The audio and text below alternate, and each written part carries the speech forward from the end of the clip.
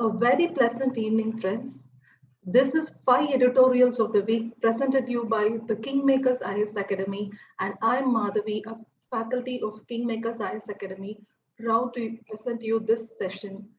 This session is actually help the students to meet the questions that are asked in the mains answer writing, like those questions which are asking the analysis part of the current affairs. Since the editorials comes up with the analysis by various authors on the important current affairs, so we need to take notes from these editorials and have to write those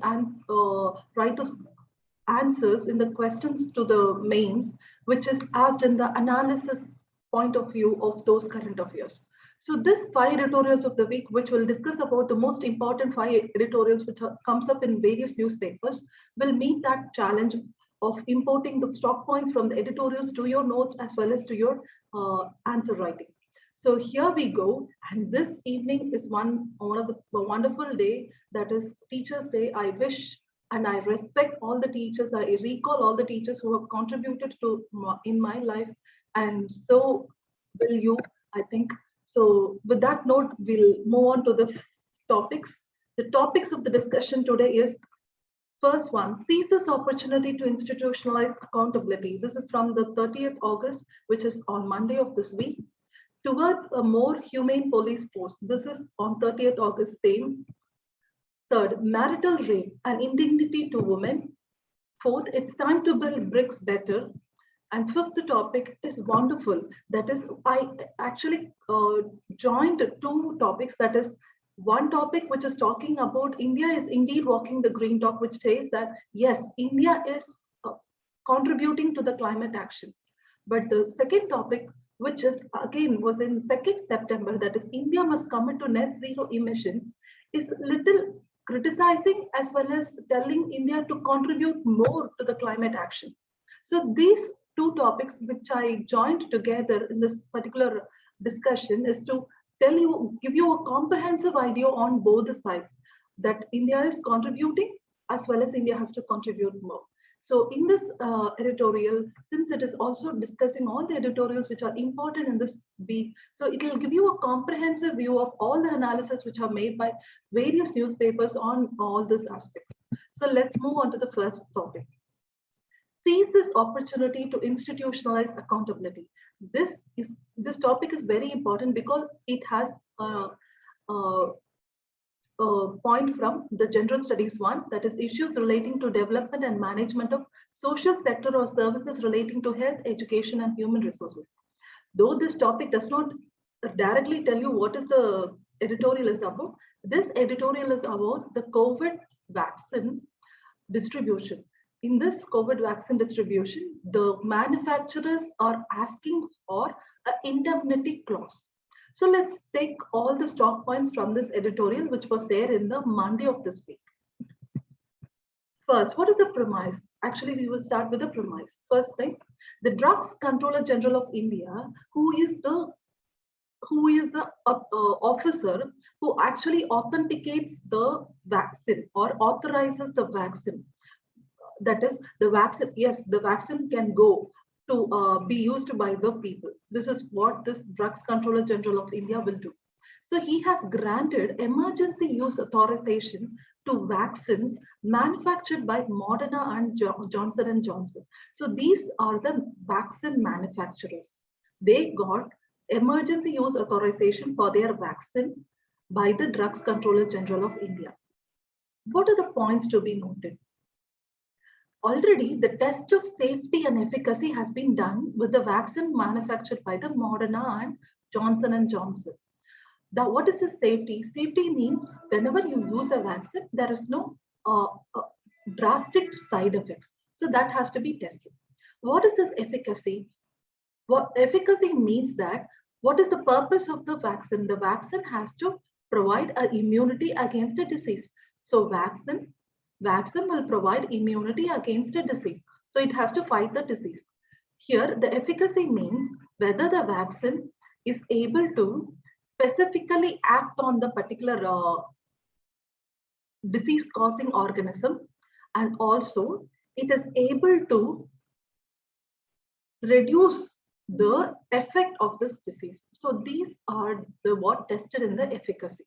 So efficacy is being tested and the safety is tested whenever a vaccine is manufactured.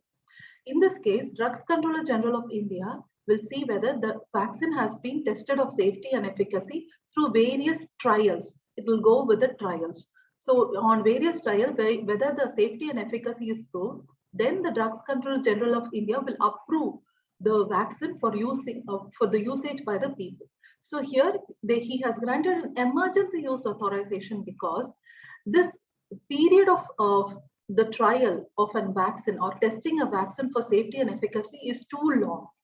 But in this case of pandemic, which is a very pathetic situation, this pandemic required emergency use authorization of such vaccine, which otherwise would have taken a long time to be tested with the safety and efficacy, because there will be 3 phases of trials which vaccine will undergo. First phase will go with a small group of volunteers, second phase with hundreds of volunteers, and the third phase will go with the thousands of volunteers to test its safety and efficacy. But here it has been gone with a very short phase of trials, and then it has also been given an authorization, which is emergency use authorization. So yes, it has been provided emergency use authorization. But what is the problem? The problem is only 11% of the population has been vaccinated and 35.5% got single dose. So there are lots of population who has to be vaccinated. But again, the problem is uncertainty on supply and availability due to indecision on indemnity clause for manufacturers. What is the problem here? The manufacturer, that is Moderna and Johnson & Johnson, is asking for an indemnity clause. What is this indemnity clause? Indemnity clause means relieving this Moderna and Johnson & Johnson, relieving this Moderna and Johnson & Johnson from any legal claim or compensation to be given for a person who has been given the vaccine and he has shown an adverse effect or adverse problem. Say, for example, if there is a person who's given the vaccination of the Moderna and he has had a side effect or any problem of, say, for example, he's having blood clots or he has died of cardiac attack. Like this, if there is an adverse events following immunization, the Moderna and Johnson & Johnson is asking, we should not be demanded for any compensation. We are giving the vaccine, that's all. Whatever happens to the patient, we will not compensate. This is what the Moderna and Johnson & Johnson is asking from the Drugs Controller General of India or the India as a whole. But the government, that is Indian government, is not giving this indemnity clause. So the Moderna and Johnson & Johnson is saying that we will not provide the vaccine. Though the authorization is given, we will not supply vaccine to India because India is not providing indemnity clause. That is, if at all any patient, if at all any person got any infection because of this vaccine, they will ask compensation from us. We don't provide compensation. India has to provide us indemnity clause, then only we will supply vaccine. This is what the Moderna and Johnson & Johnson is saying. Let's see what is the problem and what is India is doing to create an availability of this vaccine. First, that is the point to be noted. What India is doing to increase the supply of vaccine. Measure to increase availability.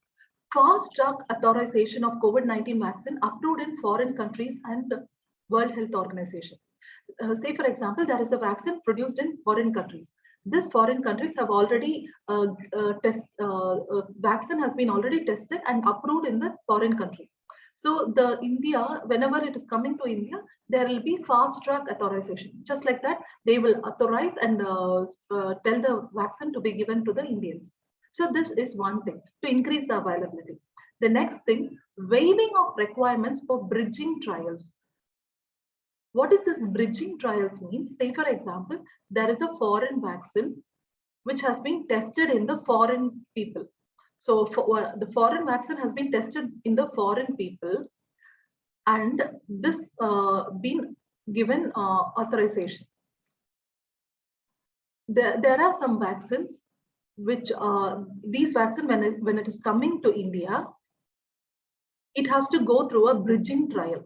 What is this bridging trial means? It has to be tested in the Indian people, because the genetic makeup of the foreign people and the genetic makeup of the Indian people may be different. So a vaccine which may work in a foreign person may not work with the Indian person. Say, for example, malaria vaccine.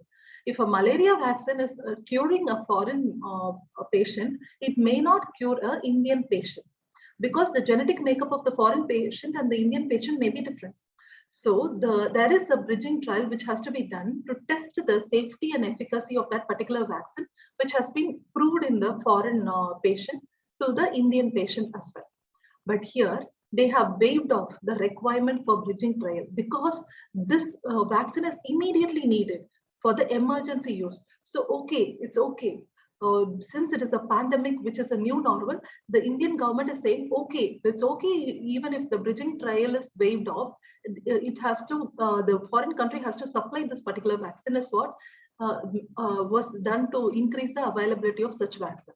And also doing away with the mandatory batch testing for vaccines manufactured abroad. So there is also something called as batch testing, which is done. So all these has done to increase the availability and reduce the time delay which is there in supplying the vaccine from the foreign countries.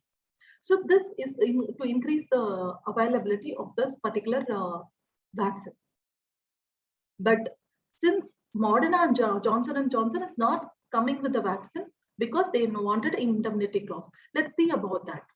Reason for not granting indemnity by the Indian government. What is Indian government is saying? We need an accountability from the vaccine manufacturers. Vaccine manufacturers have to be accountable for any adverse event which is happening following immunization. That is what the government is saying. And also, only a small supply of vaccine is given.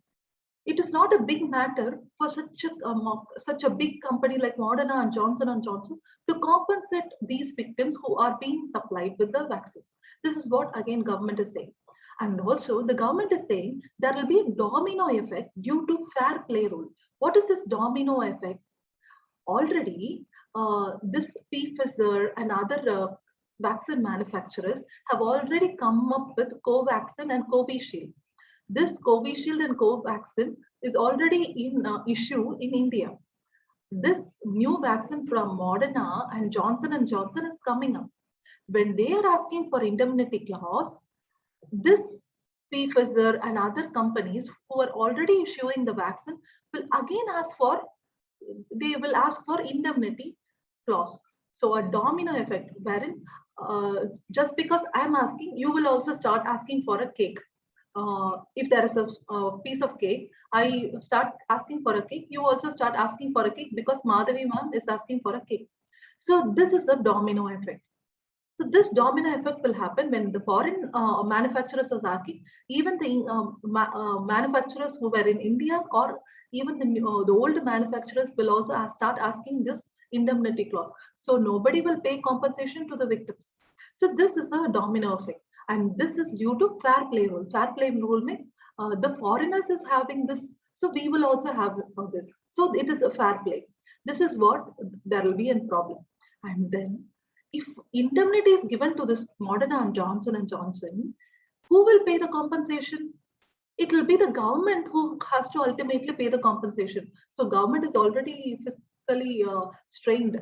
So it will not pay the compensation. So it is asking the Moderna and Johnson & Johnson to pay the vaccine, because you are supplying only small people and you have to be accountable, and we cannot pay the compensation now. So the government is asking that indemnity clause must be there, is what the first argument is. Then compensation does not exist in routine immunization program. That is the routine immunization program that we have, like we are providing this pentavalent vaccines, like for typhoid, pertussis, whooping cough. I mean, pertussis is whooping cough. So there are around seven vaccines that are usually given to the children. These are routine immunization programs like Operation Indradhanush. So these routine immunization programs, if at all for this children, if there is an adverse event is happening, there is no compensation which is provided. So the Moderna and Johnson and Johnson is also need not pay a compensation, is what the author is saying. The author is arguing for taking out this indemnity clause for the supply of vaccine from the Moderna and Johnson and Johnson. So he's saying that compensation does not exist in the routine immunization program. Why it is required, but it is required for others, is what the author is saying. Alternate solution is also the author is saying. Take out the indemnity clause. Let the Moderna and Johnson and Johnson need not pay the indemnity for the patient if they are suffering from adverse event. What he is saying, an alternate solution. Alternate solution one is this: the Drugs Controller General of India can take action against companies violating Drugs and Cosmetic Act 1940. He is saying Moderna and Johnson and Johnson can come now, and there is no indemnity clause. But if at all they are violating, to ensure their accountability, the DCGI can take action under the Act, that is Drugs and Cosmetics Act 1940, is what this author is saying. This will ensure accountability. That is what the author is saying. The second, consumer courts and High Court can take individual complaint. So again, if at all any problem, the consumer court is there, the High Court is there, is what the author is saying. And even under Consumer Protection Act 1986 amendment A means amendment, regulatory authorities can initiate class action suits. So there is an accountability, there is a mechanism for the people who are adversely affected by the vaccine through Drugs and Cosmetics Act, through Consumer Court and High Court, through the Consumer Protection Act 1986, wherein class action suit can be given. Suit is a petition wherein you can complain against the company, like Moderna and Johnson and Johnson. So class action suit means that there is a group of people who are adversely affected by the vaccine. They can together file a petition to the consumer court. That means class action suit. Okay, instead of going by an individual complaint, like individual complaint to Consumer Court and High Court, the Consumer Protection Act Amendment 1986 has given a way for class action suit, wherein a group of people who are affected can go and file a petition. This will have a higher voice in the courts. That is what the mechanism the author is saying as an alternate solution for the bringing accountability from the Moderna and Johnson and Johnson, which is the vaccine manufacturer. What about the way forward? India can explore solution adopted by USA and others which granted immunity, is what the author is saying. So whatever the USA has done, you can also try exploring that option also and try using it. And use safeguards from existing law like Drugs and Cosmetics Act, Consumer Protection Act. So that safeguards can be used. And there is something called COVAX. This is a mechanism which is created by this coalition of epidemic CEPI, Gavi, and WHO. So this three bodies together have created a mechanism called COVAX. This mechanism, in order to provide COVID vaccine in large number, that is supplying and making available the vaccines to all the developing countries. This is a mechanism which was together formed by CEPI, Gavi, and WHO.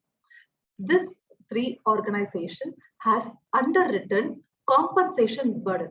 That is what is underwriting is that instead of the Moderna and Johnson paying the compensation, this COVAX mechanism will collect funds somehow and they will provide the compensation. So if at all India has allowed Moderna to supply vaccine and has relieved the indemnity clause, that is, it has provided the indemnity clause. Okay, it has provided the indemnity clause to the Moderna, and This COVAX mechanism can also be used to provide compensation to the victims who are affected by the vaccines, okay, adversely.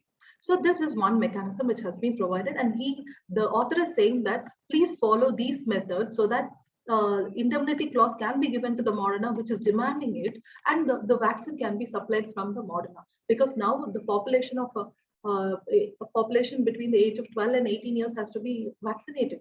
So they are in large number. As you know, India is very young. So for the large population, you need lots of access from various manufacturers. When the manufacturer is asking for indemnity clause, please give them. You can make them accountable under various acts, and even USA has some mechanism. So please try to emulate it, is what the author is saying. And also institutionalize the legal safeguards from vaccine injuries and death. He's saying institutionalizing, that is, create a separate authority that will provide, that will supervise, that will provide and also take up complaints from the people who are adversely affected by the vaccines, like vaccine injuries and death. So the author is saying institutionalize such a legal authority so that this problem will be sorted out, is what the author is saying. So here there is, I have already given all the points in a different heading. So please do take a note of this. Then, towards a more humane police force is the next topic. This is from GS2, that is structure, organization, and functioning of the executive and judiciary. So this is about the custodial torture and custodial death that happens in the police as well as judicial custody. So I have given you a tabular, a graph saying how much the deaths are due to illness, suicide, others, while escaping from custody, injuries, and so on and so forth.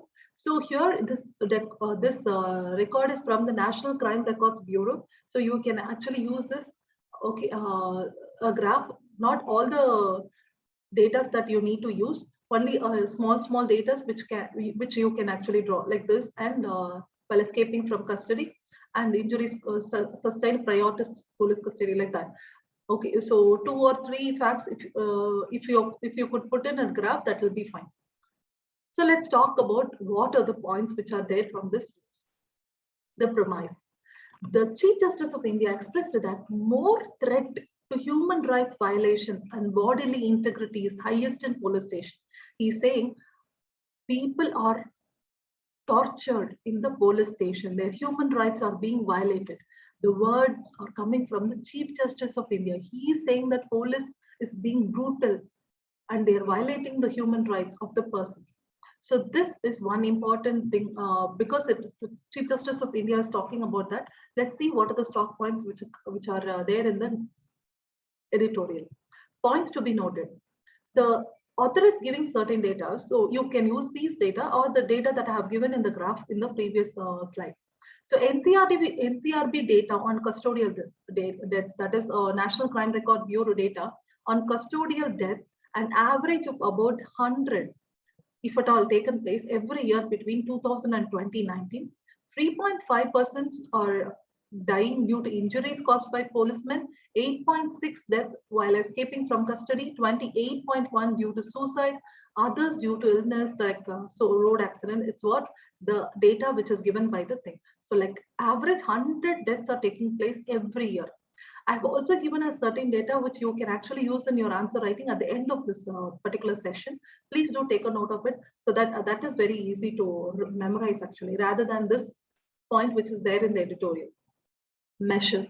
First, reduce the number of arrests. What is the author is saying? Author is saying that yes, there is a lots of custodial torture and death. What are the measures? He is saying that first, you don't arrest them at all, is what the author is saying. This point is stunting. This point actually you would not have thought about. Okay, instead of saying that how can you help the people inside the custody, he's saying don't put them in the custody itself, don't arrest them itself, is what the author is saying. Let's see why, what he is saying. Reduce the number of arrests.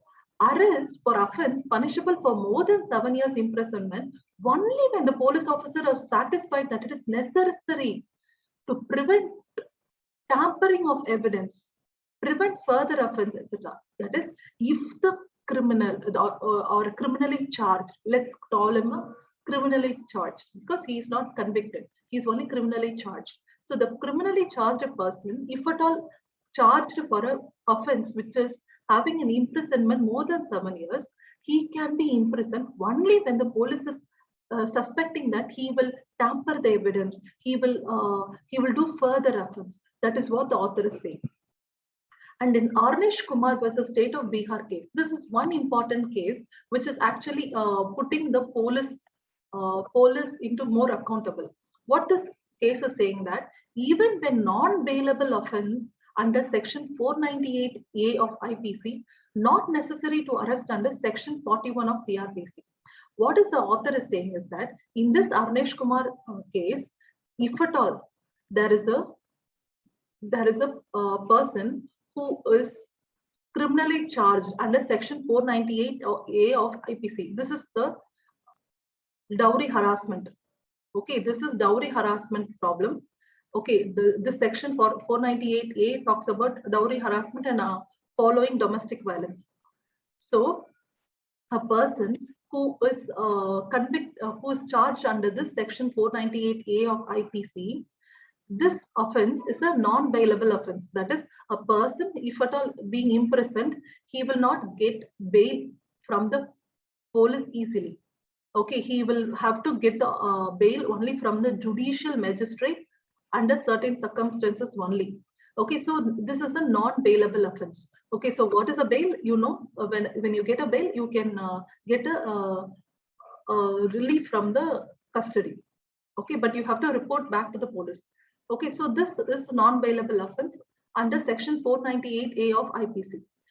And he's saying that even if a person is charged under this section and it is a non-bailable offense, he need not be arrested.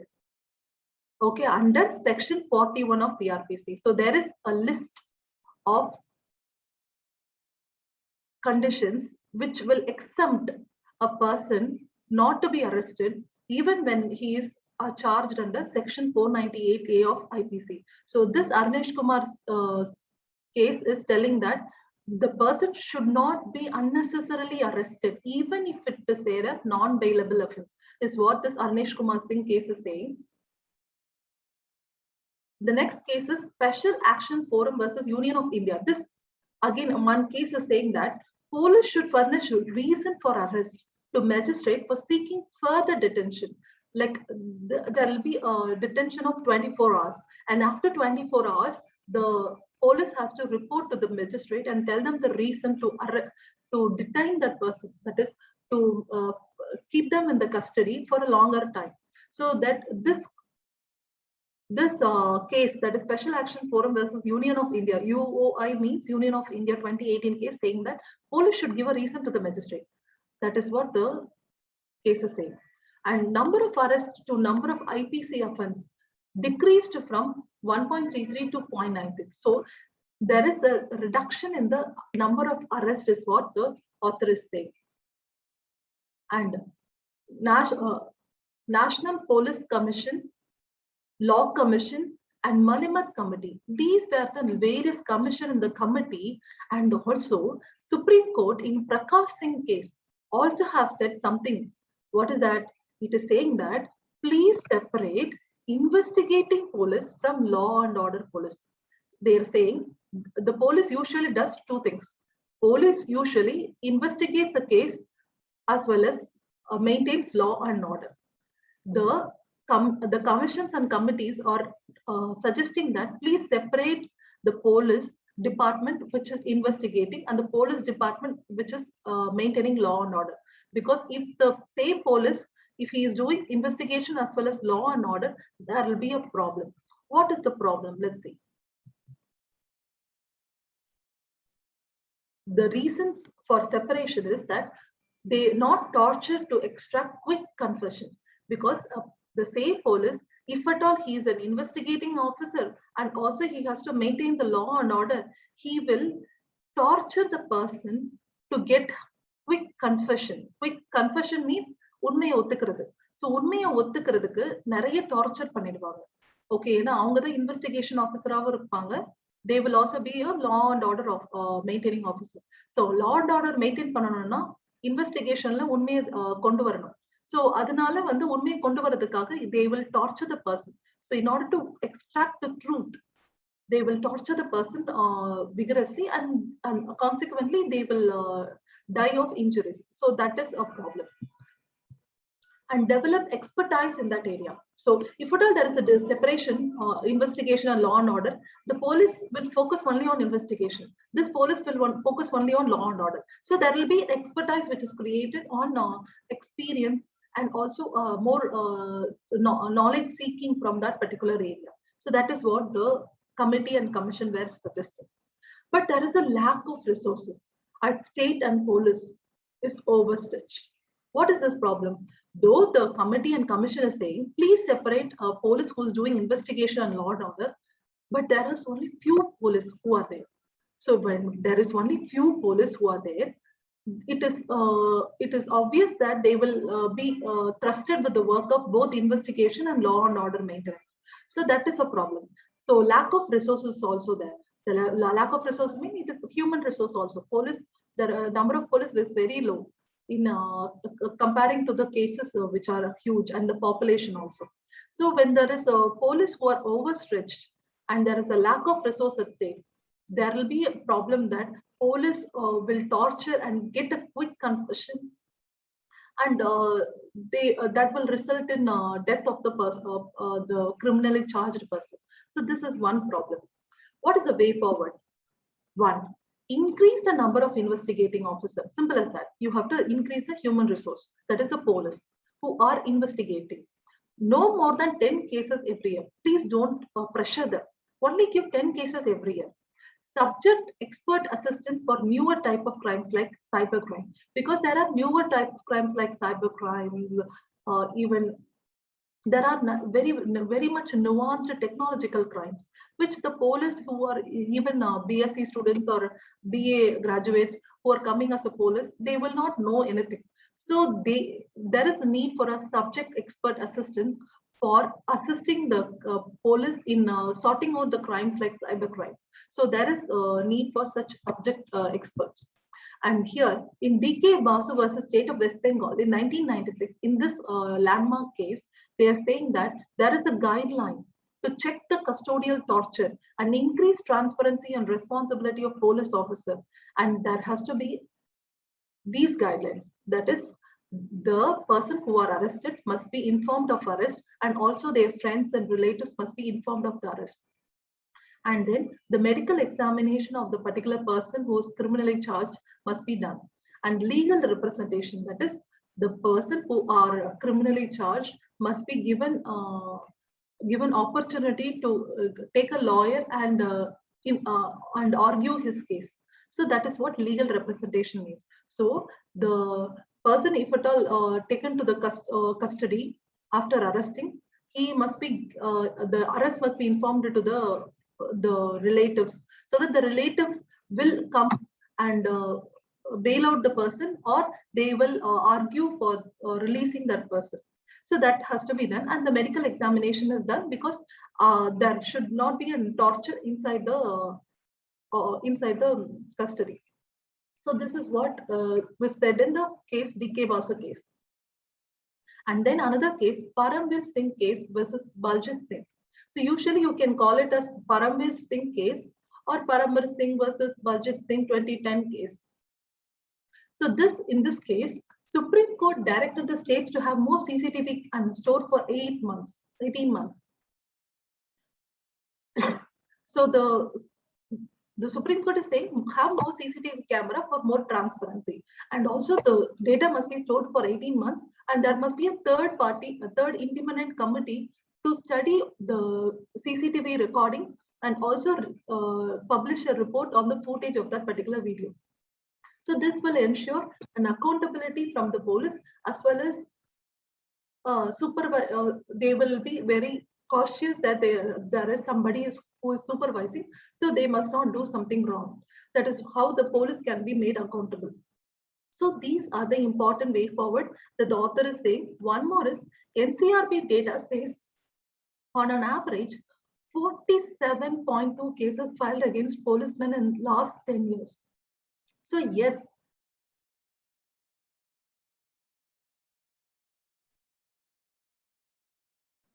so this should be analyzed in two ways. One is that there is an increasing complaint against the policeman. So the people are aware and started complaining against the policeman itself. So yes, this is one good strength. Okay, good way.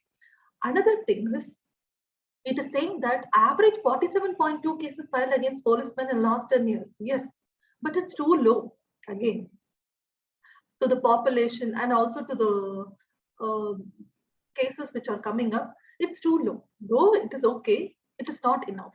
So that has to be analyzed in this two ways. And also one more thing is that yes, there are complaints which are coming against the policemen, but how much are convicted? How much are punished for their mistakes? That is also has to be looked at. So we will see the police reforms that we always talk about in the Supreme Court in Prakash Singh case.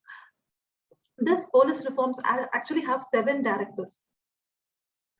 Please do have a look at the 7 directors. It says that we have to form a police complaints authority. We have to form a National Security Commission, State Security Commission, and the DGP must be given a minimum 2 years tenure.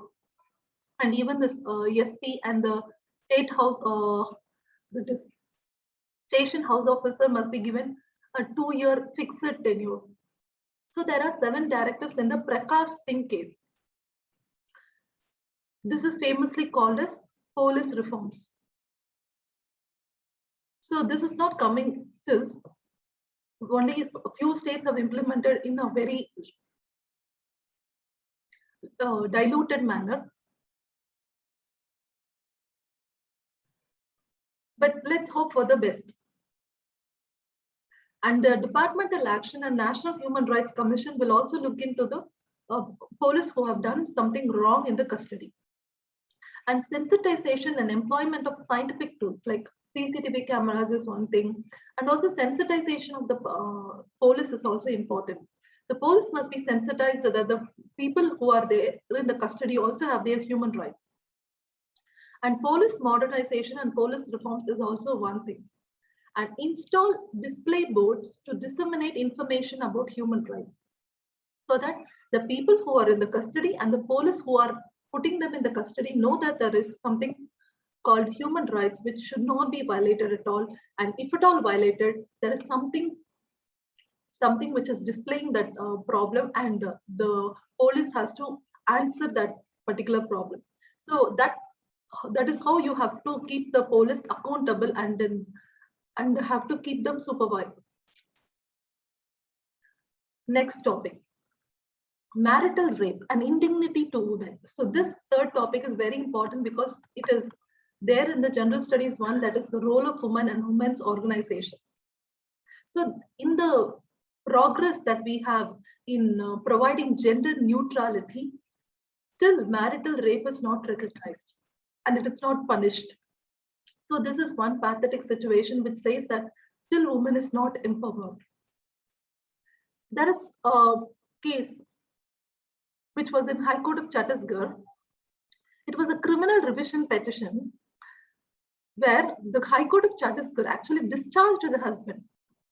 And this High Court of Chhattisgarh actually discharged the husband under exception 2 to section 375, who was charged under section 376, 377 and 498A. What are these sections? Section 376 actually talks about the rape. The 377 is famous, as you know, about the sexual intercourse with the same sex, and something called as unnatural sex. And already I told you what is the section 498 talks about. It talks about the domestic violence. So these are the important section that you have to is there. So here the husband was discharged of this criminal charges. Let's see why. The points to be noted is this. Marital rape violates Article 21 and 14 of the Constitution. This you have to know. So Article 21 talks about the right to life and personal liberty, and Article 14 talks about the right to equality. Both are violated in the marital rape. Let's see what is argument for. There are a section of people who are saying that marital rape has to be punished. So let's see what are the arguments they are giving. All sex within the marriage is consensual. So they are saying that the all sex within the marriage is I'm saying that marital rape should not be violated. Marital rape should not be punished is what certain people are saying, and certain people are saying that marital rape should be punished. Let's see why the people are saying that marital rape should not be punished. Because all sex within the marriage is consensual. Because you have married some person and it is okay that all the sexual relations are consensual. And if at all the marital rape is being punished, it will destroy the institution of marriage. So if at all, if you're finding sexual relation with the husband as a rape, then the marriage will get destroyed is what the people are saying. And difficult to prove with evidence. So it is happening in a closed compartment, and also it is a married couples, and so it is even difficult to prove is what the people who are saying not to punish marital rape. But the people who are saying that we have to punish marital rape is this: individual autonomy, dignity, and gender equality are constitutional goals which are being violated here. Here, though there is a marriage happening, individual is an individual. They have a human rights of their bodily autonomy, dignity, equality. If at all, without their consensus, they are being used as a sexual object, it is being a violation of the constitutional goals of autonomy, dignity, and gender equality. This is what the people who are arguing against the marital rape. Then they are saying that marriage is not institutional but personal.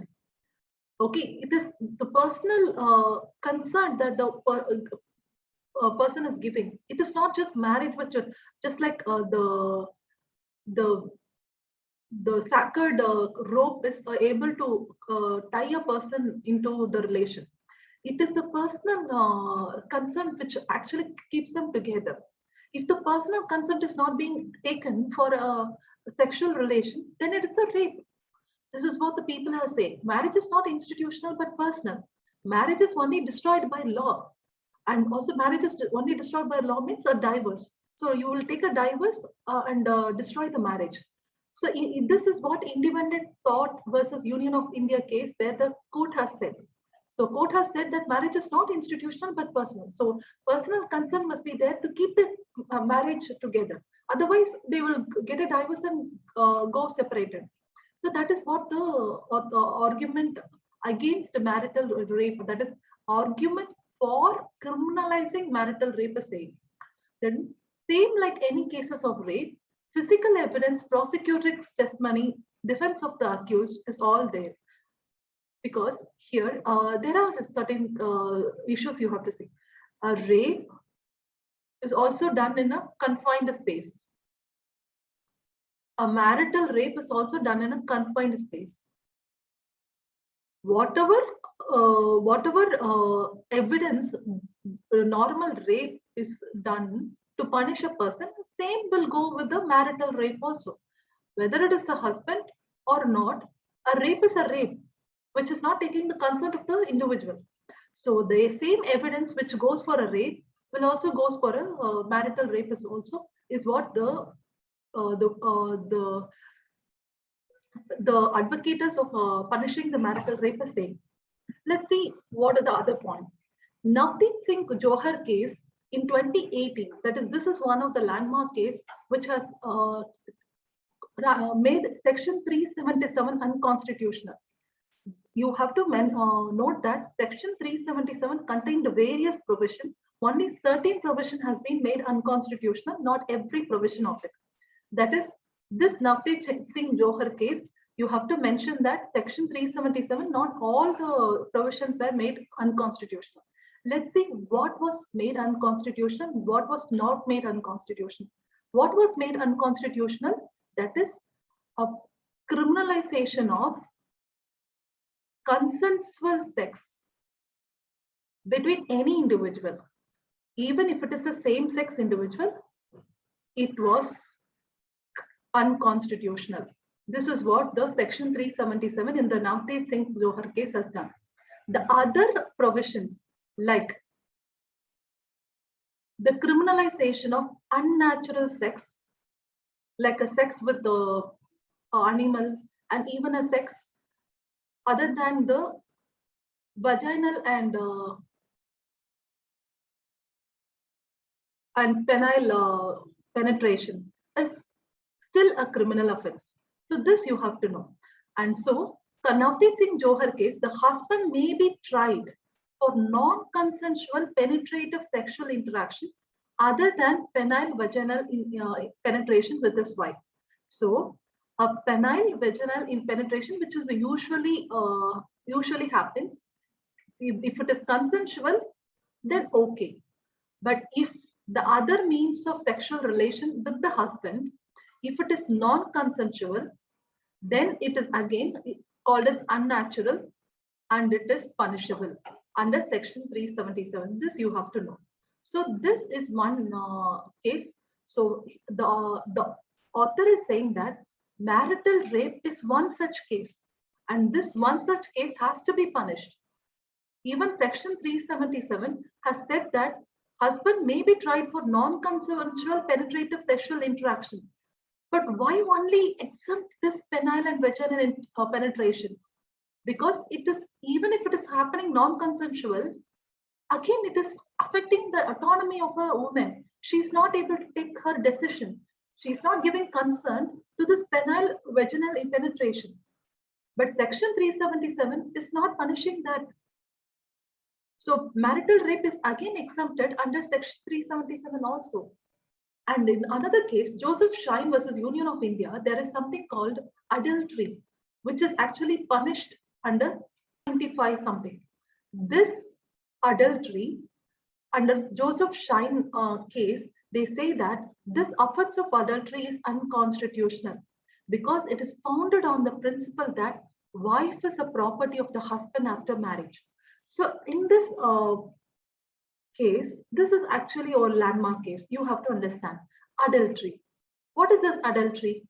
Adultery is that husband and wife is a relation, and if the husband is having a relationship other than the wife, and the wife is having a relationship other than his husband, then it is called as an adultery. But in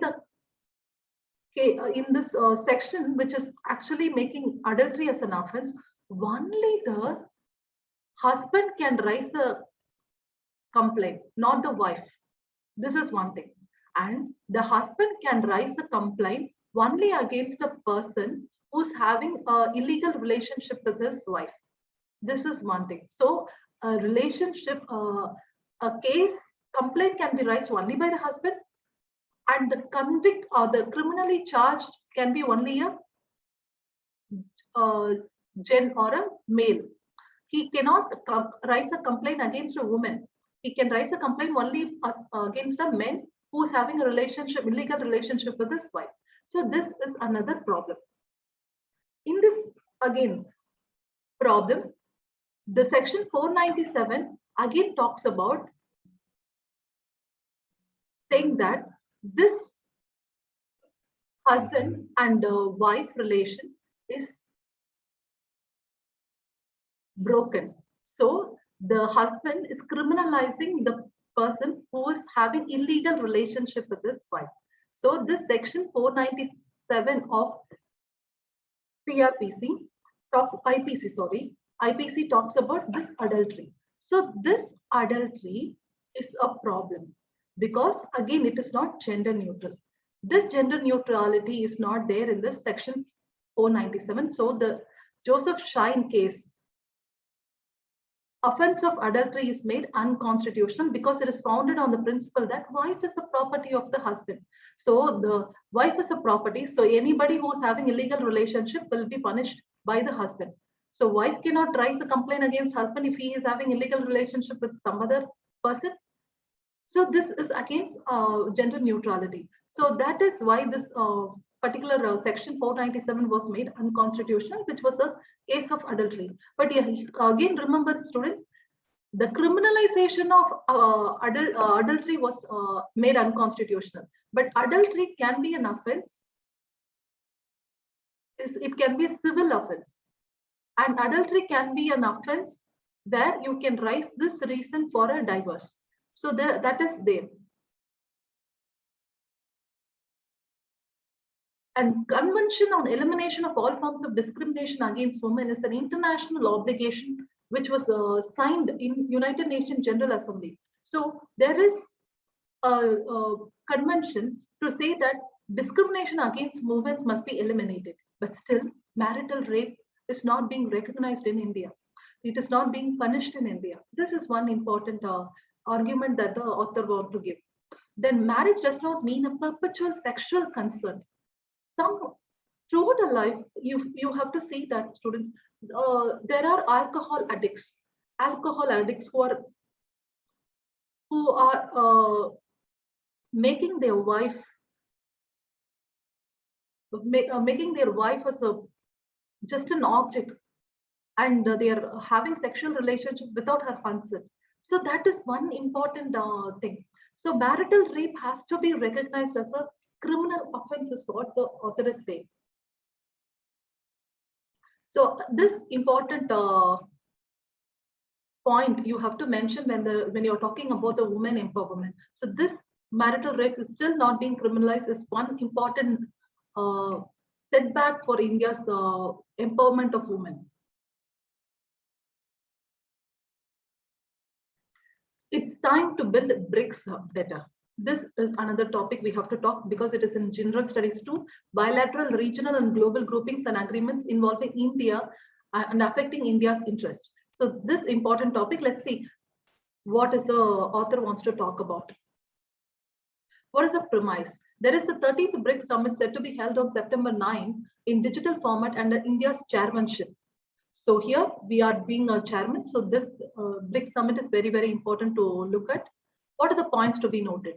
First, BRICS represents 42% of the world population, 30% of the land area, 24% of the global GDP, and 16% of the international trade. And second point, it has evaded the challenge of India-China border conflict. Though we have the conflict even now, still BRICS is convened and it is being talked, and even the India and China is talking face to face, and it is going smooth. That is how BRICS is very important. It is able to smoothen the relation between India and China somehow, is what the author is saying. Internal turmoil is there in Brazil and South Africa. That is the domestic problem, like the COVID, this pandemic problem, the economic problem is all there in Brazil and South Africa. Still, they are able to come in this Brazil and South Africa and talk with the others. And Russia and China has a strained relationship with the West. This is again a one challenge, but still the BRICS is standing erect, is what the author is saying. So BRICS is very, very important arena or a forum for India to invest upon, is what the author is saying. What is the history of BRICS? It was launched by Foreign Ministers Summit in 2006, and here a formal summit was happening in 2009, and then South Africa joined in 2010. So it was earlier only 4 countries were there. South Africa joined only in 2010. And there was a bridge between global north and the global south. So this BRICS, which is including Brazil, which is in the south, but Russia in the north, India almost in the middle, China little north, and South Africa in the south. So there is a relation between the global north and the global south. What is this global north and global south? Equator. divided by the equator. The northern countries like China, Russia, India, and the southern countries like the Brazil, South Africa. So there is a relation between, or a bridge between global north and global south. And there is something called as New Development Bank and Contingency Reserve Arrangement, which was formed in this BRICS. This New Development Bank is able to finance the public and private projects, like infrastructure projects across various countries. Like if there is a project which is happening in Sudan or South Africa, the New Development Bank will help investing in those projects. So that, like that, the New Development Bank is considered to be a complement to Asian Development Bank, and it is considered considered to be an alternate for the World Bank and the IMF, or you can consider as the World Bank, because World Bank, all the countries are there, but still World Bank is unable to meet the demands of the developing countries, is what some of the criticism is. So this New Development Bank is able to meet the infrastructure needs of the developing countries, is why this was formed. And there is something called as Contingency Reserve Arrangement. This Contingency Reserve Arrangement will provide a fund to bail out the people, bail out the countries when they are having a balance of payment problem. What is this balance of payment problem? When their when their import is higher than the export, they will be unable to pay their export, and they will go into a balance of payment crisis. And when this happens, the Contingency Reserve Arrangement will provide fund for those countries. So like this Contingency Reserve Arrangement is providing an alternate against the IMF, which is also meeting the same goal. That is, whenever a country is having this balance of payment problem, the IMF will provide fund, but with conditions. So there is some condition which is creating problems for the developing countries. So BRICS has formed this Contingency Reserve Arrangement without any conditions for the helping those developing countries when they're having a balance of payment problem. And there is also something called as Vaccine Research and Development Virtual Center, which will be set up very soon. So this is also one of the initiative of the BRICS. So the history of BRICS tells you how much BRICS has contributed and how much there is a strength of the BRICS. And what are the immediate goals? The 4 priorities are this: reform international institutions like World Bank, World Health Organization, even United Nations Security Council, because reforming this international institution to the current geopolitical scenario, that is, geopolitical scenario has changed, because USA and Russia is no more a very great superpowers. Even India, China, even South Africa has emerged, and they are on par with the greater populations and greater GDP now. So there is a need for tuning those international institutions like World Health Organization, which is actually deciding only based on the needs of the developed countries rather than the developing countries. So there is a criticism on that. So the BRICS will help in reforming international institutions, is what the author is saying. And combating terrorism. There is something called BRICS Counterterrorism Plan, which was formed. So this, if given push, will help all the countries which is having a terrorism problem. And promoting technological and digital solutions for the sustainable development goals can be one priority for the BRICS. And expanding people-to-people interaction is again another priority for the BRICS. What are the challenges? Again, we have talked about the strength, history, now the challenges. China's economic rise has created a imbalance. That is, BRICS, these 5 countries, that is Brazil, Russia, India, China, and South Africa, were almost equally empowered in this particular BRICS. But China's economic rise has created imbalance, and it's being more aggressive also in their policy towards other countries like Sri Lanka. As you see it now, it is being more aggressive by financing them and now asking them to pay back. And this Sri Lanka has gone into a debt, and so there is a financial problem. So this aggressive policy, not just in the countries, but also in the South China Sea and other regions of ocean.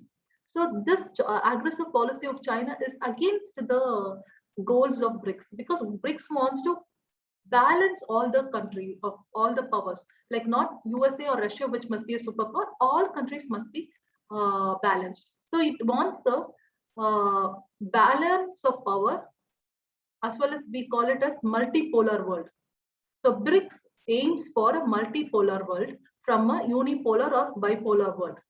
Unipolar means one country is having most major superpower like USA, or bipolar where Russia and USA is having a superpower. But now multipolar world where all the countries are equally empowered is what the BRICS aims at. But China's economic rise is against this and not done enough to assist global south. And another goal of BRICS is to assist the southern countries, which are actually developing countries.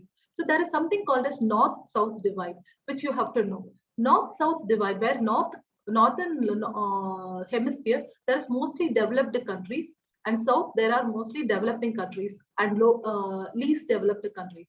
So this BRICS actually intends to help those developed and developing and less developed countries. Like we have formed a new development banks and contingency reserve arrangement. I told you these are all to help the less developed and developing countries. But here the BRICS is not doing enough to assist global south, is what the challenges that the author is saying. What are the strengths? A common pursuit of shared interests. I already told you terrorism, reforming multinational, multilateral institutions is what the priority. So these are the shared interest of the BRICS. An investment of huge political capital. Political capital means there is a huge takeaway when you have a relation politically with the other countries. So this political capital has been invested in this BRICS to bring certain policies like reforming the United Nations Security Council, or putting Afghanistan to reduce terrorism, or putting Pakistan to reduce terrorism. So such investment of huge political capital has been done in the BRICS. And institutionalization, that is, BRICS as a combination of 5 important countries has been institutionalized as a name called BRICS. So this institutionalization itself is a strength. What is the way forward? So saying the challenges and the strength, let's see what is the way forward for the BRICS to do in this 13th BRICS summit. Brevity and tight drafting at a negotiating table. That is, instead of going drafting what to do in pages and pages, let's talk very shortly. This 1, 2, 3 as our goals. So brevity means being very short and precise and clear also. And tight drafting at the negotiating table. So the India has to shortly tell them that these are the requirements. Please do something about it in the BRICS, is what the author is saying. So tight drafting of important national interest in the BRICS will help you in bringing certain changes in the BRICS, is what the author is saying. Next, last topic. India is indeed walking the green talk.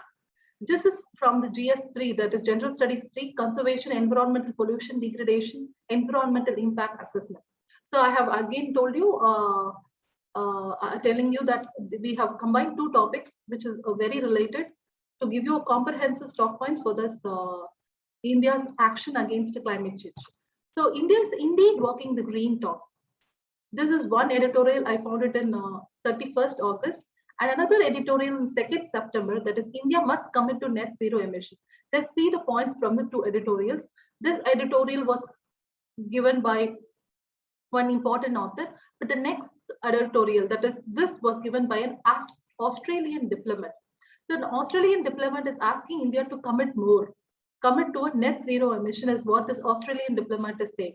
But this author in the first editorial is saying that we are doing good. We are on track, is what this author is saying. Let's see what. The problem. What is the problem? Global pressure is there. Actually, the author is saying that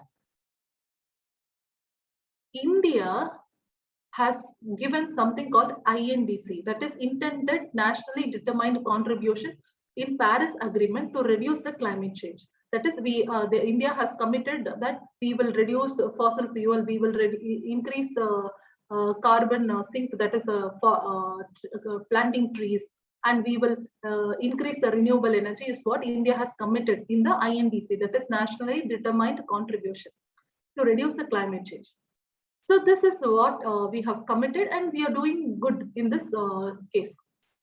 But the other countries like USA, China and all, they are now going with the goal of net zero emission.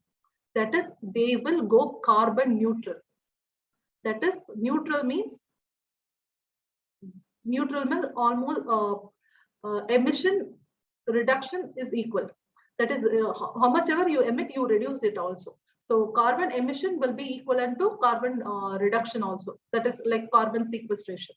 That is, you are capturing the carbon and you are converting it into another form. So that is a net zero emission, which is called carbon neutrality. So USA has committed to carbon neutral around 2060, and China has also committed the same, and European countries and various other France, many countries are committed for a net zero emission. But India is saying we will not commit for a net zero emission. So let's see what is the point, and I will tell you more on my own points if needed. Climate change is a global public good, and there's a free rider problem. Yes, it is a global public good because you feel that you use the air, water, everything across the globe, and so climate change is a global public good. And there is a free rider problem. What is this free rider problem? Whenever there is a resource which is common, everybody will start using it without paying for it, and they will also misuse it without paying for it again. So this is what the free rider problem is. Say for example, there is a pond. There is somebody who comes and drinks water. There is somebody who comes and washes clothes, and he washes all the shit. Okay, so this pond is being used and it is being freely rided without paying for that. The pond is being polluted and deprived. So this is a free rider problem. So climate change is a free rider problem. So we are facing the brunt now. So let's see what are the other points that the author wants to give. World Bank data on carbon dioxide emission says that US and China could emit 5 times more than India in 2030. So the author is saying US and China is emitting 5 times. So let them commit more. Why should India commit more? Is what the author is saying. China is saying that we will peak the carbon dioxide emission by 2030, and we will reduce and go net zero by 2060 is what the China is saying. But though China is saying this, but they are not walking the talk. That is, China, though they are telling that yes, we will reduce carbon dioxide emission, but they are supporting the coal industry, which is actually a emitter of carbon dioxide. And US is saying that we will reduce 50% by 2030, and we will go net zero by 2050 is what USA is saying. But USA is not bringing any law and investment. And it is difficult also because the Congress, that is the opposition in the Congress is not supporting any law or investment to reduce the carbon emission. So US cannot walk the talk. China is not walking the talk. US cannot walk the talk, is what the author is saying. But India is walking the talk. That is, whatever we are saying, we are doing it.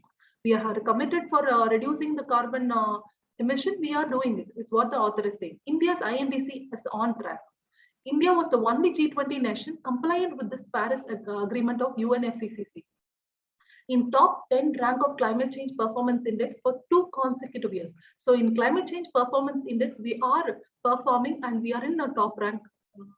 And Unnat Jyoti by affordable LED, which is providing LEDs for the domestic use to the people, is the world's largest zero subsidy LED bulb program.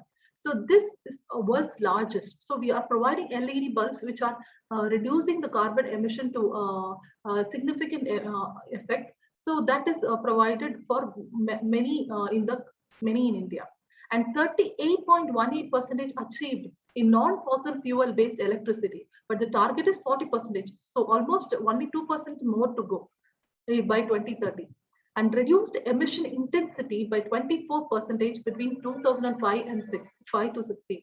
We committed actually 20 to 25%. See, we have achieved it. These achievements with 2% out of US dollar 100 billion. That is, the author is saying that we have achieved these three goals. That is, these two goals. That is, in reducing the fossil fuel and also reducing the emission intensity with the 2% of the dollar 100 billion. So with minimum investment, we were able to meet the targets that we have provided, is what the author is saying. And renewable expansion program is also in the pipe. That is 175 gigawatts by 2022 and 450 gigawatts by 2030 is what we have committed, and we are in the track also. And $2.65 billion investment is done in biogas and cleaner fuels, and $3.5 billion in incentives for producing efficient solar photovoltaic and advanced chemical cell battery. $780 million towards afforestation program.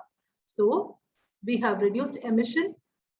We have converted into non-fossil fuel, that is a renewable energy like biogas, cleaner fuel, solar photovoltaic, and renewable expansion program.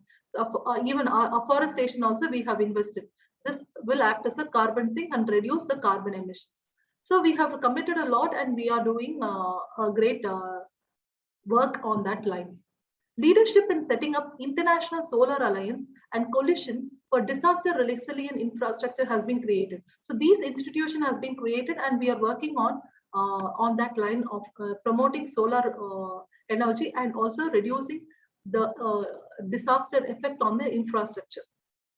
And India's contribution to global emission is well below its equitable share of worldwide carbon budget by any equity criteria. What the author is saying is that there is something called carbon budget. What is this carbon budget? That is to prevent climate change. All the world countries can only emit around 500, say for example, 500 ton. This is the carbon budget. So in this 500 ton, all the countries should emit only 500 ton. So say for example, if China is emitting 480 ton, other countries will be able to only release 20 ton, release only 20 ton of carbon. So only China will grow and other countries will not grow because they will not have the energy by burning the carbon. So this is a carbon budget. In this carbon budget, everybody should have an equitable share. So all countries should have an equitable share of this carbon budget and able to burn the carbon and get energy and develop, is what the author is saying. And in this thing, they are saying India's contribution to global emission is well below its equitable share of worldwide carbon budget. So we are emitting very, very low in the carbon budget. From the carbon budget, we are using only very, very less amount of carbon thing, is what the author is saying. And there is something called National Hydrogen Strategy, which was framed recently. This will reduce the carbon emission because we are going for a hydrogen-based energy. But there is some other editorial which was in 2nd September, which says that India must do more, is what the author is saying. India must commit for net zero emission like USA and China, is what this author is saying. Let's see what the points to be noted. Climate change is already there and set to increase in pace.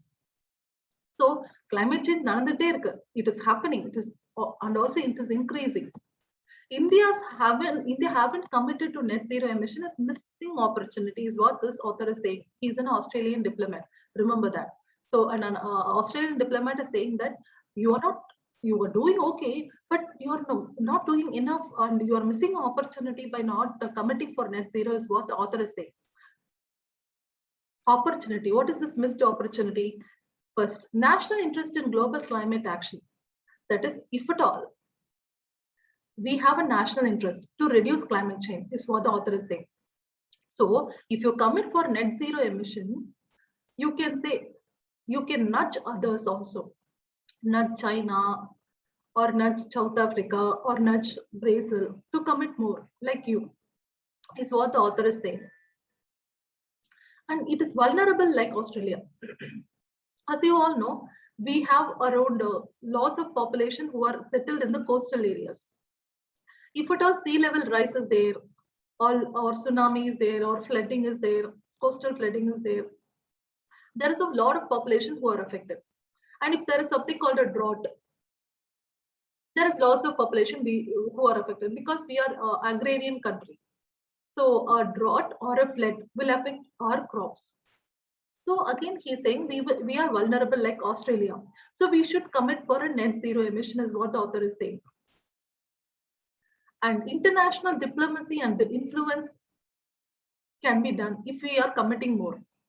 So like we can be a flag bearer of this net zero emission, is what the author is saying.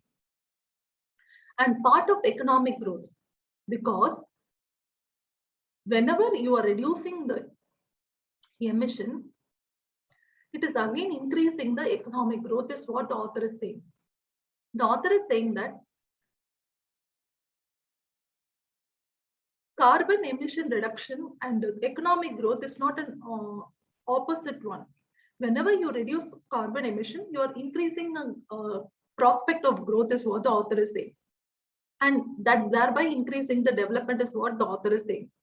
So climate net zero emission is a part of economic growth, since renewable energy is becoming cheaper, because you know now solar energy is very cheap and coal energy is becoming costly. So you can adopt solar energy instead of coal energy, is what the author is saying. And agriculture is not adapting to climate change. So if at all agriculture is adapting to climate change, then agriculture can also boom, and so economic growth also can boom, is what the author is saying. And there is a commercial opportunity. What is this commercial opportunity? Energy sector investment is needing $1.6 to $3.8 trillion every year until 2050. This is the commercial opportunity, because say for example, all the companies wants to now reduce carbon emissions. So they will invest on technology which is reducing the carbon. So there should be investment in technology which will reduce the carbon. So there will be increase in investment. So whenever there is an increase in investment, there will be increase in economic growth, and there is an increase in commercial opportunity also. So by that case, a green investment, we can call as green investment, will increase the economic growth, is what the author is saying.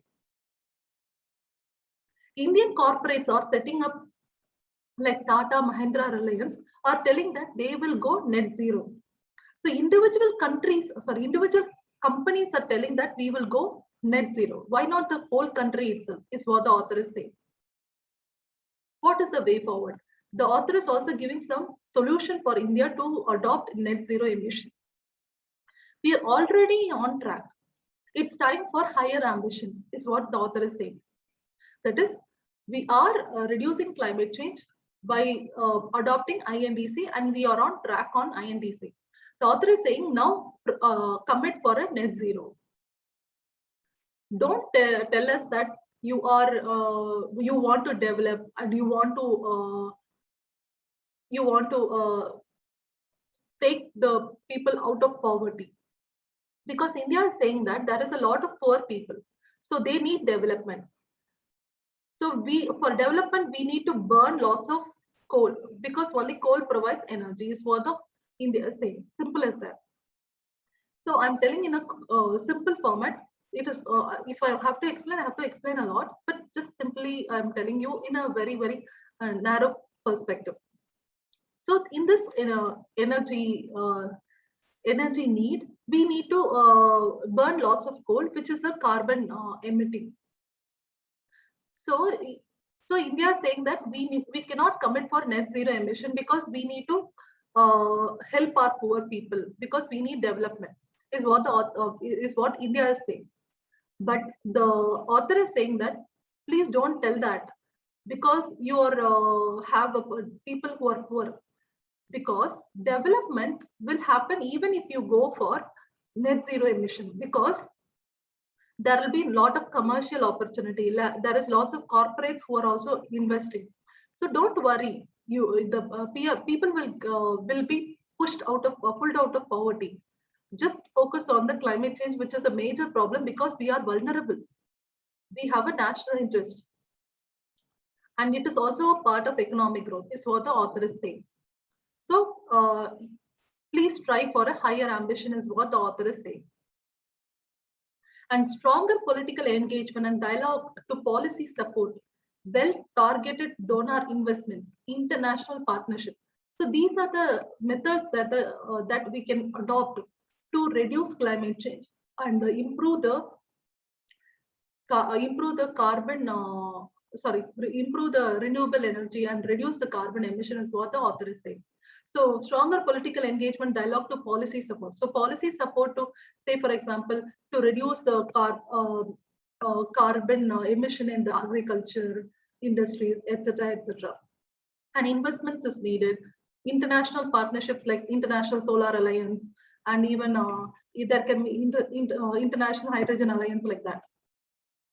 And financing is also one problem, because for reducing carbon emission, you need the recent technology to reduce carbon emission. So investments are needed. So financing, you can use private sector finance, green bonds, carbon market, climate transition funds. So these are there. And areas to focus on is that zero emission transport, decarbonizing agriculture, etc., is what the author is suggesting. And he also quotes, "Tryest with destiny." India have got its independence by trying with destiny. So similarly, India can fight against climate change by trying with destiny. So I already told you, friends, please use some quotes, but in another context. So here the author has used this particular quote in climate change context rather than freedom context. So this is one example, actually, that was very good for you to understand and use it. And facts for mains, again, I told you, every part of the session, I will have this fact for mains. So these are the facts which were in news. And this one fact I have added, and this one picture also I have added, because it was very related to the topics I have discussed so far. So how much people are died in custody, and how much energy basket we have. How much is the composition of renewable energy, coal, and even in renewable energy, how much is hydropower, how much is wind power is there in this pie chart. Please take a screenshot and use it in your answer writing. So that's all, friends. Please share your doubts in the comment box. I'm very happy that for being with you and being a part of this session. Thank you once again. And even if you have doubts after going through your notes, please do share your doubts in the Telegram. I'm there. I'll be there in the Kingmakers IAS Academy Telegram channel also. Please ensure that you get your doubts cleared. Thank you once again. I'm signing off, Madhavi.